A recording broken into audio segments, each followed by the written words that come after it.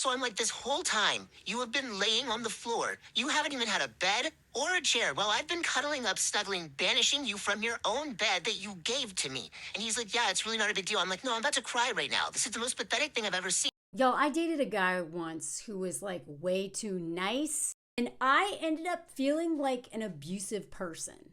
And honestly, like, because normally I was attracted to men who I had to chase after and who were emotionally unavailable because I was emotionally unavailable, by the way. And also because that's what I was used to with my dad ignoring me all the time, blah, blah, blah. Or attracted to men who are just like awful, right? Who like literally hated me. But one time I dated a guy who was too nice.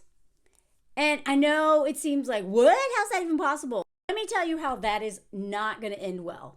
Because historically, I'm the person who doesn't even ask myself, how do I feel? What do I want? What do I need? Am I even safe? Right? Historically, I'm just like, have a finger. Oh my God, have a thermometer up the butt of everyone around. And this is part of chronic codependency, by the way. So if you can relate to this, you may want to get help with serious codependency. But there was this like one very short-term relationship that I had, and it scared me because I was like, okay, clearly I'm like attracted to like awful men, because every time I tried to have like a situationship or just like a little fling with men, they were usually the worst people, bartenders, climbers, whatever. But one time I did end up having like a little fling with a guy who was super nice. However, he was like this guy, and I'll link the video. What I realized being with this guy is that he was a people pleaser, just like me. Usually I'm like and I don't even like calling it people pleasing, because a lot of times it's really not trying to please people. It's just approval seeking, like, please don't be mad at me. Please don't hate me. Please, like, you know what I mean? Just like, it's a self-protective thing. It's a trauma response. A lot of people who grew up in abusive homes or, victims of domestic violence or childhood SA or narcissist or whatever, addictions. A lot of time they end up tiptoeing around a parent or whatever and then reenacting that in a relationship. And so normally I was used to being the one who was not at all centered, and this was the one time where I was like, what is this? He did all these things for me. They were so nice. Let me give you an example of one. He lived in, this is such a Taos, New Mexico story. If you know, you know. A lot of people like have hot tubs there, but they're expensive. So a lot of people make their own hot tubs. So this guy made a hot tub with like wood and stuff. And one night I came over and he cooked the hot tub for hours preparing for me, and took a big we were raft guides, so we had a big rafting paddle, and he had to go stir it, like a witch, like a big stew or something every, 20 minutes to make sure. This thing took forever. It was like, for one, I was like, this is too much, because I hated myself at the time. So like being treated well was like not something I was interested in. Now I accept nothing but. But the other thing is like this guy did so much like for me. It was too much, and he never called me on my crap. Never, right? He's never like I need somebody who is going to be thoughtful and kind and understanding and all those things, but I also need someone who is confident enough to call me out, right? Because when I'm in my feelings, right, especially, since I've been doing a lot of more like intense therapy, one of my therapist was like, if it's hysterical, it's historical.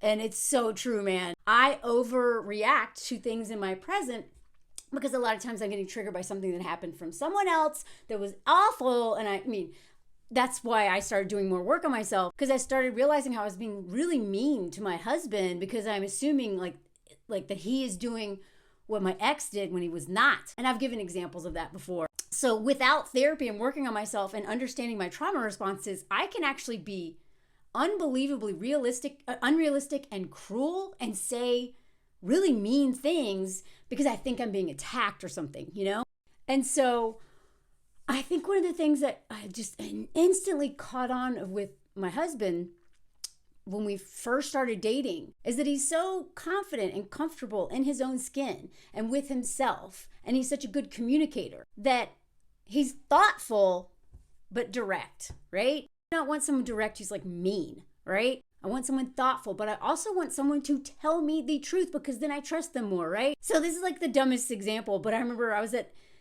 one of the first times I was at his place, like I'm a mess. He calls me Tornado Rainbow, right? Because I'm just like, wow, like I usually have stains on my clothes and like I leave crumbs everywhere. And he's like always like cleaning up behind me because I just drop stuff all the time, right? And so I was eating a rice cake. And because I just don't notice, I left crumbs everywhere, all over his floor. And he tolerated it a couple times, didn't say anything. And then I think like the third time I was over there, he was like,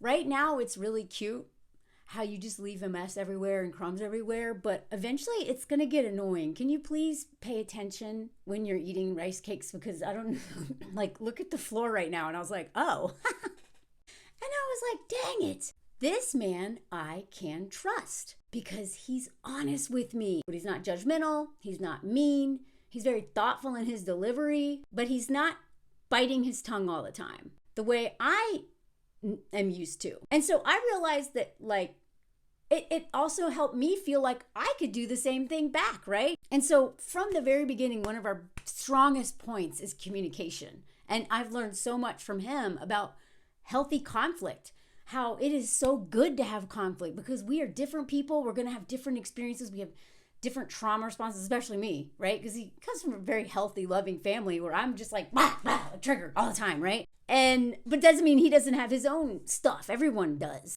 And him laying that foundation of being honest with me and telling me things that I needed to hear or be called out for, but never ever in like a harsh way, it made me feel so safe. And so then I do that back with him. You know, even my best friend Liz, we were roommates for a while. We were so close, but like, you know, we would have conflict when we lived together, but she was also very direct and very thoughtful. And she taught me that that's really healthy. When I saw that in my husband, I was like, oh, okay, that's a good thing. He communicates like Liz. Which is another reason why I say, you know, if you really want to date, you know, learn how to date healthy, really work on having healthy friendships first, because then you will start to see what it looks like, what it feels like, and deal with all that. So then, you know, you don't end up getting acclimatized by some person who sucks and then you're married and then they like unalive you. But one of the things that my very nice ex did was he never called me out on anything. And it actually made me mad, right? And I could feel myself almost like pushing him to call me out in this really weird way because it felt not authentic. I was like, does anything bother this man? It's too easy. Now, you know that I say all the time, like the people who are like, marriage is hard for women. Marriage is not, like, relationships in general are about growing and evolving, and a lot of that is through conflict, because through conflict you understand each other more, you come to a solution, and you move forward with that information, and you do better next time. But marriage is not that hard. It should not be that hard. But also relationships, partnerships, especially romantic ones, should not be that easy. Because if you never have conflict, if you're never ever calling out your partner on anything, or they're never ever calling you out on anything, somebody's lying. Somebody's lying. Somebody is lying to themselves, right? They are becoming a passive person in their own story. That story never ends well.